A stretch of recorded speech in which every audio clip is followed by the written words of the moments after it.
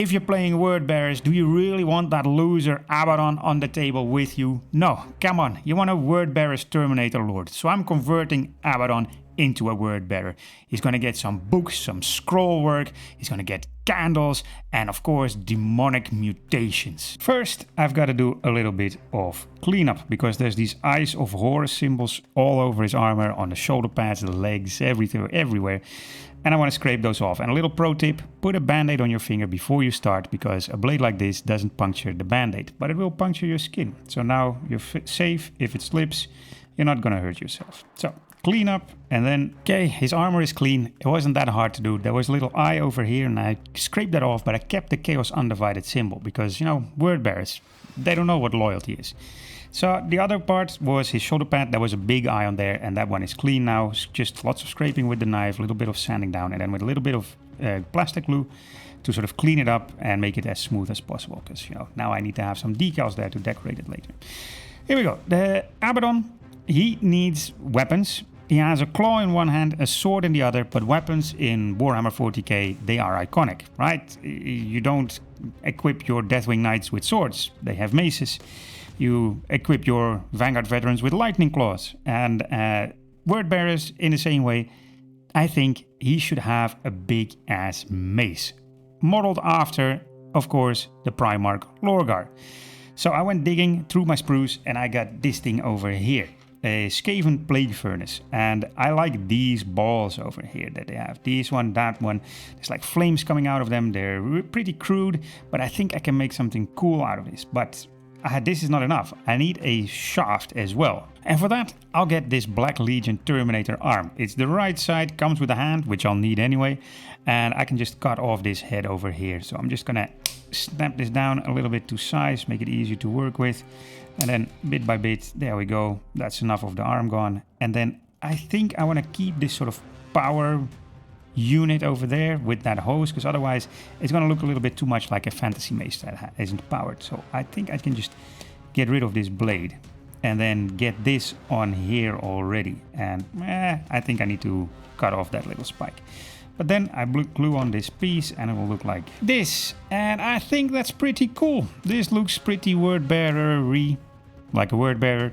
A nice power mace, power maul, still flames. You can imagine how I'm going to paint this like bright green flames coming off. I think that's a pretty good word bearer's part.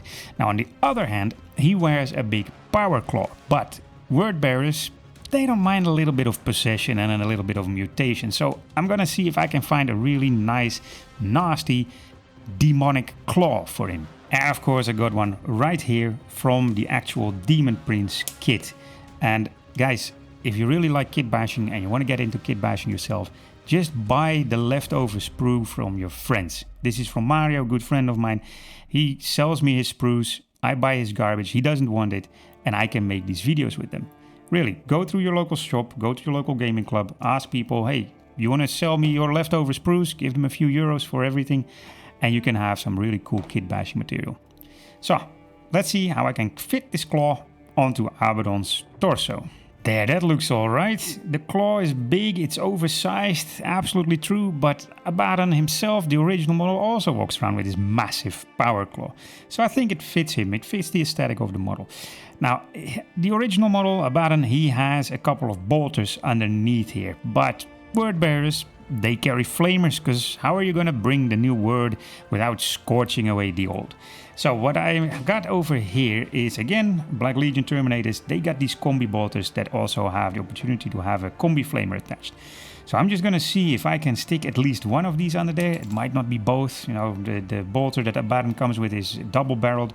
But I might just have to settle for only one flamer. But at least then I'll have flamers instead of bolters. So let's see what I can make fit here. Now with enough hacking and sawing, these two pieces fit together. And they're just going to be right underneath the claw as well. And they are a bit bulky and they stick a little bit out. But I think I can make it fit right there. And then I can sort of cover it up with more hosing, piping, and maybe some demon flesh. Let's see. It didn't work out. I'm going to stick to only a single flamer over here because 2 would just stick out too much and I can't make it look right.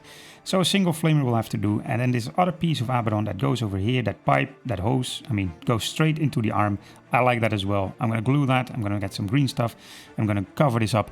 But first, I'm going to see if I can fit the cloak on. How much of this is actually going to be visible? Because it might all just be hidden behind that massive cloak that he has. So that cloak goes on like this, and it actually covers a lot of what I would have to fix on this side of the flamer.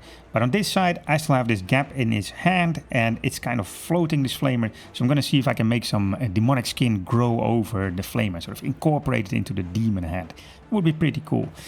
But there's another issue I have. I've been looking at him for a while with that claw, and if that's the only thing that's mutated, then it's not enough. I can't really change this side with the mace, because I like that mace. His face is already in there. So I think I'm gonna have to do something with the feet. And so we're back to the Daemon Prince kit. I got these 2 feet over here, and I'm gonna see if I can use both of these. But the risk here is that it's gonna look a little bit too much like chicken legs. You know, he has these big, massive legs in Terminator armor, and then these weird skinny feet coming out. So I'm gonna see what I can do. So let's just start clipping away. First of all, the nub that glues him into his base, and then the front of his foot, the heel, the whole foot, everything needs to come out of here so that I can fit that Daemon Prince foot right up the hose of his Terminator armor. This would have been so much easier if I had thought of this before I glued the legs and everything together, but we're here, we're ready, it's done. So I got these 2 gaping holes now in his legs, and I can just fit these feet right into the legs. Like that. And it needs a little bit of green stuff, a little bit of work on the back. But that's okay. I just hope his pose doesn't change too much now with the position of these feet. But if it does, I just have to work a little bit on the base and make him sort of stand upright again. But with these 2 feet right there... Oh, that's upside down. Let's put it in the right way. He is mutated, but not completely mentally insane. Let's put them like that. So now we got Abaddon over here with some mutated feet, mutated claw. I think it's pretty cool. I'm gonna see what I can do with his trophy rack. Because in Warhammer, Chaos Terminators need trophy racks. But this thing looks a little too much like Black Legion, as with everything with Abaddon. But I also have this thing over here. This is from the Kill Team Legionnaires. And that looks like a Word Bearer's trophy rack. So I'm gonna see if I can fit this book kind of up here, a little bit above everything, so I don't have to cut off all those spikes, but on top of those skulls. Let's see if it fits. So if I cut the book right there underneath, and then over here just above the skulls, I think I have a good enough surface over here to glue the book on top of. I just have to flatten it a little bit, flatten this part a little bit more, at least clean it up a little bit more. And then let's see if I can just put it up there. I think that looks pretty cool. I think I can do this. Let's glue it together. And I think that looks pretty cool, but it's still missing stuff. So let's take a look at him right now. I'm gonna model him with the cloak. I like the cloak, and every good villain wears a proper cloak. The only thing I think is missing really here is more books and scrolls and bits of parchment hanging off his armor. But I think I'm gonna have to use some green stuff for that. But before we get to the green stuff, let's look what we can do with the best conversion kit for Word Bearers minis. Because I made a whole video about the best kits, bits and proxies for Word Bearers, and you can find it right there. And this kit is by far the best one. Take a look. There's scrolls with skulls, there's dudes with their heads on fire if you want to make cultists that are great for word bearers. There's bodies for your cultists as well. There's stuff like skulls on chains, there's lots of parchment over here, a book strapped to boards. Over here, parchment strapped to boards. There's 4 halves of books, so you can make 2 full books out of that. More parchments, chains, whips, there's all kinds of cool stuff on this sprue. And the only part that you'd have to clean is this book where there's the twin-tailed comet on there. The rest doesn't really have this empire symbols, and it's absolutely perfect for your word bearers conversions. So what am I going to use? Well, obviously we're going to need some books. So let's start with that. I would love to give him a book hanging off his hip, and of course we're going to get some of these scrolls as well. And I'll put that scroll right over there on his belt. It's kind of with the skull attached to the belt. I think that's a nice place, a little bit out of the way, but still nice and visible. And then on the other hip, I'm gonna place his book because, you know, he doesn't really have a good place otherwise to hang it. And I think I can hang it off here like that and just have it sort of look like it's, hang on, the other way around. Let's put it this way around, like that, and make it look like it's hanging off his belt as well, kind of leaning on his leg. Then I can glue it right there. And then I have this piece over here, this sort of scrap of parchment, this poster, and I think I can hang it off his shoulder pad right there. But I don't want to glue this in place. That's just done with poster putty right now, because if I glue this in place, it's going to be much harder to paint him, and I kind of want to do a good job for this paint job. You know, he's going to be the leader of my word bearers, so just, you know, I'd rather do a good job with this paint scheme. So this way, I think he has plenty of stuff around him, but I really want to see a load of parchment dangling off this trophy rack that he has. It's a bit too empty for a word bearer.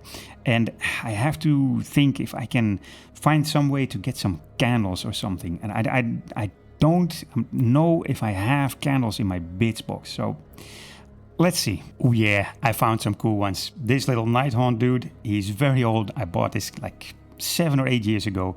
He's already primed, so I had some plans for him in the past, but now I think I'm just going to steal his candelabra and just snip off right here at the bottom and see if I can use these. Now the thing is, these two candles on the left, they are fused together with the flames, so I'm going to have to use those together at the same place, and then this one can go somewhere separate. I'm thinking right here above his head. I can put those two and then a separate one somewhere on the trophy rack. Let's see. Now I think right here is a pretty good fit. Have one kind of stand on the rim, and the other one slightly below, like that. I think I can make him stick over here. Just gonna need quite a little bit of super glue to melt it into place, but I think that's a decent spot right here. I realized I had them the wrong way around. The cloak is billowing that way, and so the candles should also be kind of smoking that way.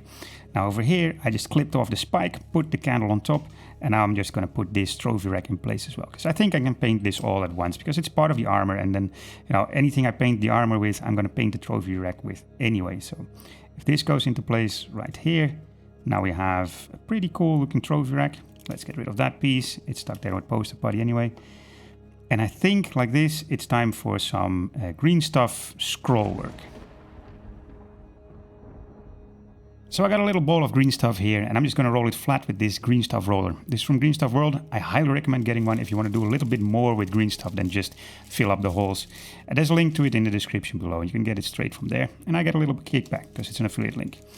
Now this, I just roll it flat, and then I have to let it dry for about an hour so that it's easy to work with this green stuff, and it's not so flexible that I can't put it in a right position. And in the meantime, I'm taking tiny bits of this green stuff, and around the bases of these candles, I'm just gonna have it sort of goopy over there, make it look like it's candle wax, but actually it's there to reinforce the connection of the candles with the plastic armor, because they are very fragile and they are very weak. And even though I don't play Chaos Space Marines right now, I might have an army in the future, and then I want to play with him. And you know, I don't want to play with minis that are constantly losing all their bits because I didn't glue them on right. So this way I get a little bit of both. I can do a little bit of candle wax dripping down and at the same time reinforce the connection. And as I'm working on this candle wax and I'm saying, okay, the flames of the candles go that way and the cloak goes that way, then why does the mace go that way?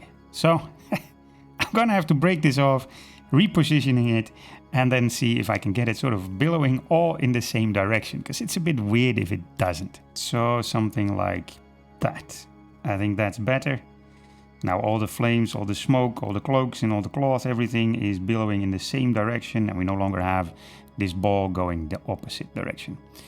So I'm still waiting for my green stuff to dry. Once that's done, we're going to start working on some parchment. So it's been about an hour. The green stuff has dried up a little bit, which makes it easier to work with. It's not so flexible and won't just drape down when you hang it on something. And so now all I got to do is cut it into strips. And then I just sort of drape it over here onto that spike. And I want to see if I can have it hanging over both sides, a little bit to the back, but also a little bit to the front. And then with these silicone brushes, again, Green Stuff World, try to sculpt it a little bit and have it billowing in the wind in the same direction as the cloak and the flames and everything else, so that it all looks like it's going in the same direction here. And I gotta see if I can add another 1 or 2 of these scrolls like this. So I got a little strip over here and another extra one there in the back, and I think that's enough. There's already so much going on with this mini. The only thing is, these bits of parchment look way too neat. This is Imperium, it's not Chaos parchment. So with a little tweezers, I'm just gonna start ripping bits and pieces off here and make it look a little bit more tattered and worn, and just make it look a little bit more rough than it is right now. And the kitbash is basically done. We got mace, we got candles, we got torn parchments, there's no more Eye of Horus on here, there's books, there's scrolls. He has a nice mutated claw and mutated feet and a flamer rather than a bolter. And it's time to start painting him. And I want a Gal Vorbak paint scheme, so I'm first stippling on some of this Screamer pink, which is more burgundy, and then stipple on a little bit of corn red, just to give it a little bit of variety in the color, and it will also make the armor look a bit more weathered. Now after this I'm going to wash it all with some Drakenhof Nightshade. Dark blue shade, and so the red and the blue together make a nice purple, and you get back to that burgundy from before. And because of the stippling, now the stippling on the armor with all these ridges, it doesn't really get into the recesses. So you already have dark recesses where there's a bit of shade, and now with this blue it turns that shade a little bit bluer rather than just being flat black. So you get a bit more interesting shade. Now this needs to dry, and then we go, hell, we don't have to wait, let's just paint the shoulder pad instead. So now I'm going over this with some Death Reaper from Two Thin Coats, which is just not exactly black, just slightly lighter than black. And I'm going to put a little bit of this on there, not too neat, not too perfect, because I want to get the recesses as black as they are. And then I'll go over this with a bit of stippling of Cold Corpse Blue, again from Two Thin Coats, and this is the same as the Fang from Games Workshop. Yeah, these paints, they come pretty close to what Games Workshop has in terms of color, but they just come in much better bottles than Games Workshop. So I'll just stipple this on because, again, I want to go for this worn and weathered look. This is supposed to be a guy that's been in a fight for 10,000 years by now. So his armor isn't going to look perfectly neatly painted anymore. Then I stipple over that again with the base coat, the Death Reaper Black, to make it look a little bit more worn, and some of this blue paint has chipped off. Now I was working on the shoulder pad, but it's a bit boring as you can see. I had to scrape off the Eye of Horus icon from there, so I'm gonna put a little decal back on there from the word bearers, and I'm going for this flaming book, of course. If I only have one place where I could really put word bearers iconography, then it's gonna be the flaming blue. So I'm just gonna put this one right in the center, and then this has to dry overnight, because after this I'm going to scratch off parts of this decal to make it look more weathered and worn. And so if you don't let it dry perfectly, then you are moving the decal around and you run the risk of just ruining everything again and having to start over. So a little bit of patience goes a long way. Now just scratching isn't enough to weather this enough. I'm also gonna some of that Cold Corpse Blue, the same paint I used to base that shoulder pad with. And then it's weathered enough, at least the edges and the trim and everything. It looks worn, it looks scratched, it looks dented, but it's still way too bright. But I'm gonna work on that when I do all my enamels and the griming and the dirting and so. And then it will blend in with the rest of the paint scheme much better. But yeah, you can see it like this.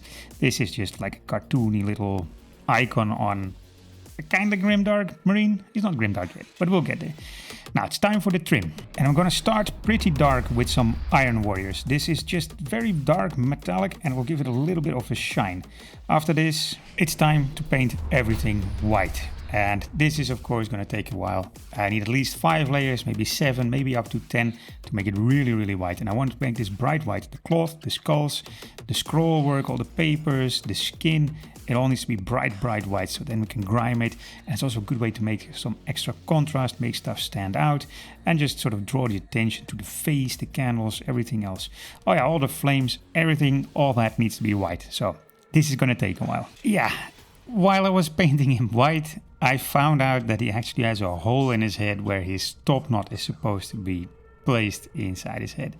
Now I don't want him with a top knot, but I didn't realize he has this hole. So I'm just going to use some Tamiya putty to fill this up, and then I'm going to continue with painting everything white. Okay, he has that weird gray spot on the top of his head, but for now I have to wait for it to dry. And in the meantime, I'm just going to go over all the hoses and the bits and pieces, like the joints in his armor, with some shyish purple, super dark purple, rather than black. I want to keep a little bit of color in there, so this would work well.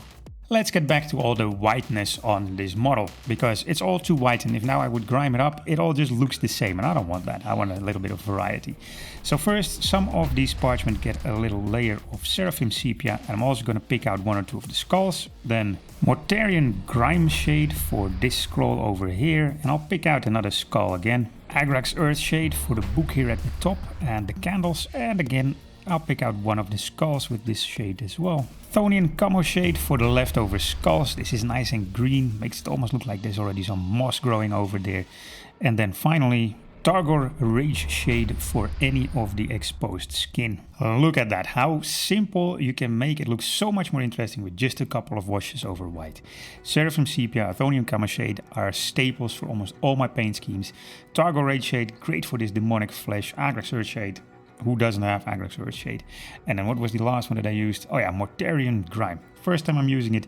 It's pretty cool, kind of Seraphim Sepia, but a bit more green in there. Kind of between a Thonian Camo Shade and Seraphim Sepia. And I quite like it. That's what this scroll is painted with. It's pretty cool. Now there's a few more bits and pieces I need to do before we can finally start griming him and making him look really nasty. First of all, the helmet up there, of course I'm going to make it an ultramarine, and I'm just going to quickly do all these little details and then show you the result, and then we start griming and making it nasty and blood effects and gore and everything, all the cool stuff of actual miniature painting. Welcome back, let me show you what I've done so far. Of course the helmet is done and I made him a captain because I feel that's a more appropriate trophy for a guy like this. Just a normal helmet, that's not going to do it for him. Then all the scroll work now has scribbles on it and some red icons that I just drew on there. And then the skulls, they proper have dark sockets now to make them look a bit more like haunted and a bit older. And the cape, of course, I added the cape, painted this in the same grayish blue that the shoulder pad is painted with. And he's ready to start weathering. And we're going to start with a wash of streaking grime. Pretty heavily diluted, about 1:1, and it's just to get everything a little grimed up and all of it a little bit the same color. It's good to start your dirt like this, and I'm trying to avoid the skin, at least the part of his arm and his head, because it doesn't make a whole lot of sense to make that too dirty. But his feet, yeah, they've been dragging through the mud and walking in the dust, so they would be getting pretty dirty too. Now after all of this, while it's still wet, I take a Q-tip with some white spirits and reduce the streaking grime from the upper parts of the mini. Then I'm going to give him some rust in some of the recesses of his armor plating right here, where it's sort of low on the mini, but might be knocking against rocks and stuff and space marine bodies that get kicked in the face. And so I just do a little bit of this, and I use undiluted dirty down rust, because the more you dilute it, the more orange it becomes. The less you dilute it, the more brown it stays. And I want a pretty dark brown rust, because I don't want this bright orange to stand out. And like this, I'm going all over the mini, adding little bits of rust here and there where two pieces of metal meet, so where the armor trim meets the rest of the armor plating, for example, or up here where that trophy rack meets the rest of the armor. And I'm just going to go all over the mini and give him little bits of rust here and there. Despite my best efforts, it's still a little too orange and too bright in some of these recesses, so I'm just taking some rust streaks from AK Interactive to darken it down. Okay, I'm pretty happy with how the armor looks right now. It's pretty much finished. A little highlights are still needed on the metallic parts, but I'm gonna go work on the skin first. So this was white, and then with Targor Ray shade over it, and I'm gonna dry brush it a little bit with some white again, just to make sure I hit the upper parts and give it a good white highlight, as bright as possible. And now demon skin was always a problem for me. I used to try Druchii Violet, Carroburg Crimson, all kinds of stuff to get in there and make it look like it's an affected, sort of almost burning skin. But I got this, and this is Carrion Crimson from Villainy Inks, and it's a fantastic, fantastic enamel product. I have the whole set over here. This is by far the best enamel that they have. So I'm just going to take a little bit, and I'm going to start putting it into the recesses, and it will dry up and it will leave little chunks of pigment behind, and it will make it look like it's really nasty and infected. And I'll let this dry a little bit, and then I can work with it with the white spirits and move it around a bit and make sure it gets into the recesses mainly and leaves the upper part of the skin pure white. You can see here on the hand I already reduced it, but here on the skull I just take some white spirits, just a brush with some white spirits, and I kind of wipe off the ink from the top to make his head highlight again. And the rest, trust me, once this is dry, it'll look amazing. And look at that claw. How cool is that? For the relatively little effort, for just a little bit of a base, a little wash, a little highlight with white, and then the enamel, you get an amazing demon skin result. Look at that face. How cool is that? Now, speaking of the face, I just want to darken down the eye sockets a little bit. And so for that, I got another one of Villainy Inks enamels, and this is Ichor of the Damned, which is just a plain black enamel wash. And I'm just going to fill in the sockets so that I don't have to paint any pupils or eyeballs later. I can just make them look pitch black instead. Time for a little round of highlights on the metal armor trim with just a little bit of Stormhost silver, and I'm dry brushing and I'm trying to just get the focus around the face, so everything around here gets a little bit more of a highlight than the parts that are down there below. So there's few things still left to do. One, of course, is all of the fire and the smoke that comes off him. I want to make it shine bright. And I also want to do something here in the back with the exhaust from his pack. I want to make that glow too in the same bright green color. But before that, we gotta do some blood spatter. Because if I do the blood spatter after, I might get blood spatter on flames, which doesn't make a whole lot of sense. So I got this flat brush over here. I'm just gonna dip it into the zombie gore, which is a paint from Tooth and Coat's line from Duncan Rhodes. It's like a dark version of Blood for the Blood God. And then with a toothpick, I'm just gonna flick it onto the miniature like that. I pull back the brushes, let them shoot past it, and then I get a nice little spatter of blood all over the mini. And I'm gonna go all over the mini with this, and after that a little bit more detailed blood. Just with the same brush, I go a little bit over the claw over here. And as you can see, I did hit the flames as I expected. And if you first put in a lot of effort to make nice flames and then a glob of blood comes on there, you're kind of ruining your work. So a little bit of blood here on the claw, not too much. I used to overdo my blood effects a lot, but now I'm sort of toning it down, and the subtle effect is just much better. But we still have a little bit of more blood to do here and there, because there's some spots of blood now that are on the armor that are perfect round, and I want to make it streak down a little bit. So for that, I come in with the smallest brush I can find with a little bit of the blood on it, and I just start making little streaks here and there. And especially here on the shoulder pads, you know, blood is supposed to run off armor, not stick to it in a perfect circle. And so I just start streaking down little bit by little bit. It also feathers out the blood, so it's not so equally dense everywhere, and gives me the opportunity to work in a little bit of blood in some of the recesses where I want some blood that I didn't hit by accident with those blood spatter.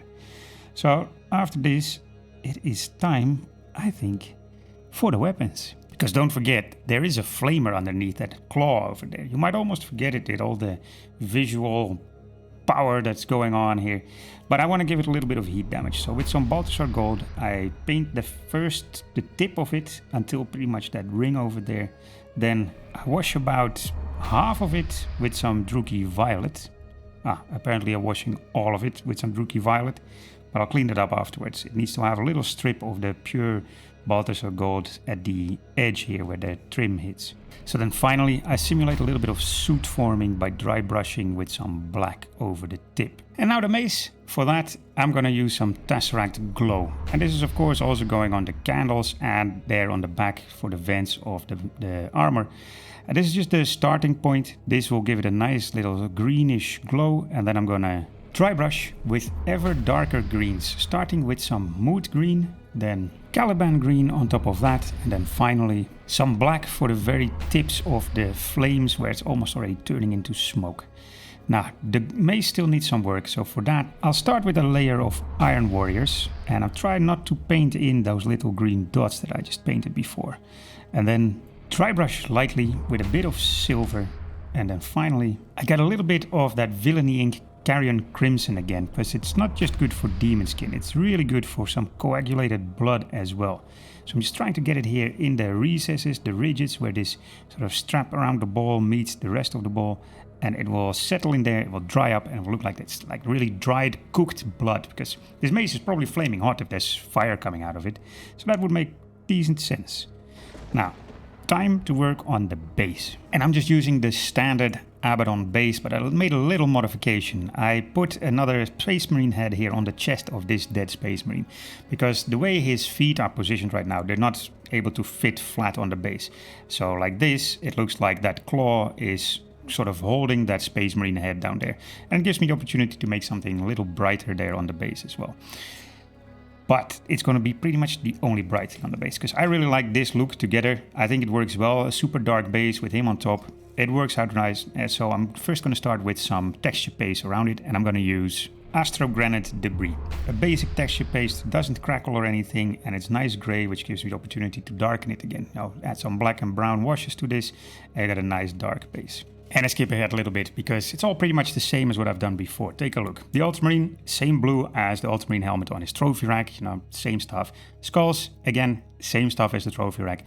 There's a brass, there's a little red and black little hose over there, and then at the head over there, the skin is rock art flesh. Everything is washed with the brown inks from Villainy Ink and some streaking grime.